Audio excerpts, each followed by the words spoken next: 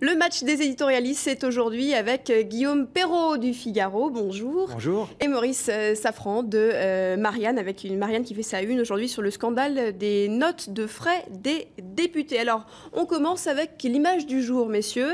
C'est François Hollande à Kaboul. Est-ce que ça vous a surpris, ce déplacement si rapide après son arrivée à l'Élysée ? Non, c'était une des décisions qu'on attendait, le fait d'accélérer le retrait des troupes françaises. Évidemment, ça n'avait pas été rendu public pour des raisons de sécurité tout à fait naturelles, tout à fait légitimes.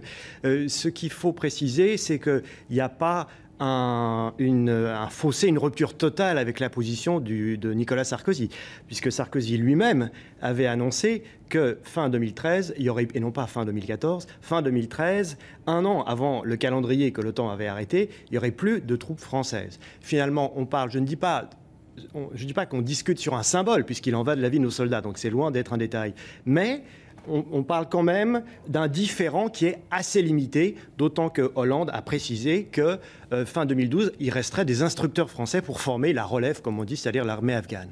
Juste, personnellement, je regrette malgré tout cette décision, c'est-à-dire le fait d'avancer d'un an le retrait. Pourquoi ? Parce que ça risque de compliquer nos relations avec les Américains. Je ne dis pas qu'il faut s'aligner de façon servile et systématique sur ce que veut Washington.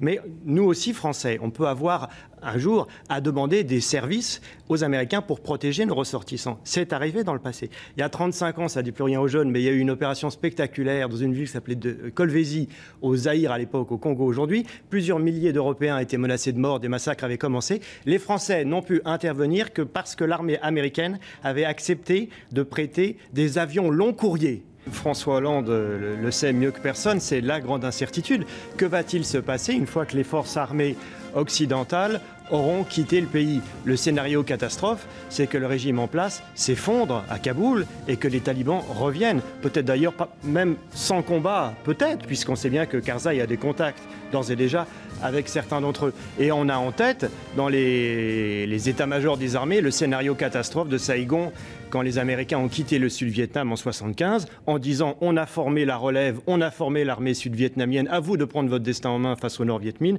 et le régime du Sud-Vietnam s'est effondré aussitôt. Il y a un risque de retour à la case, non pas vraiment à la case départ, parce que je ne pense pas que le régime qui demain s'installerait à Kaboul serait assez fou pour défier ouvertement Washington en soutenant de nouveau des activités terroristes à l'extérieur. Ça, je ne pense pas qu'il ferait cette faute-là. Ça serait prendre le risque d'une riposte armée immédiate des Américains. C'est certainement la ligne rouge qui a d'ores et déjà été clairement annoncée par Washington lors de contacts informels qui ont sans doute déjà lieu avec certaines fractions des talibans. Maintenant, pour la situation interne du pays, le respect des libertés publiques ou l'état du développement, effectivement, c'est clair que c'est extrêmement préoccupant, pour ne pas dire désespérant. Oui, mais François Hollande le dit, on va rester pour s'occuper des hôpitaux, pour s'occuper de l'agriculture, pour s'occuper de l'éducation. Donc finalement, l'armée, elle a servi à quoi, puisque les talibans sont toujours là et qu'on va rester pour tout le reste ? Si vous voulez, je crois que la grande leçon, Maurice, la grande leçon de ce conflit, c'est que, hélas, une société, c'est pas une pâte à modeler qu'on peut façonner à sa guise en déployant une armée, même très courageuse, même très professionnelle, même très expérimentée, parce que c'est pas du tout ça qui est en cause. Mais on peut pas façonner une société civile, reconstruire et créer une démocratie dans un pays qui n'a pas les traditions nécessaires, qui n'a pas non plus forcément les usages culturels. Je pense à la mixité homme-femme dans l'espace public, qui pose un vrai problème en Afghanistan, bien au-delà des talibans. Si vous voulez. Il y a une vraie opposition d'une partie de la population au principe même de la mixité dans l'espace public. Et donc, c'est très difficile d'imposer un modèle extérieur à un pays qui ne le souhaite peut-être pas fondamentalement, quelles que soient les bonnes volontés individuelles. Merci de votre participation, Guillaume Perrault et Maurice Safran.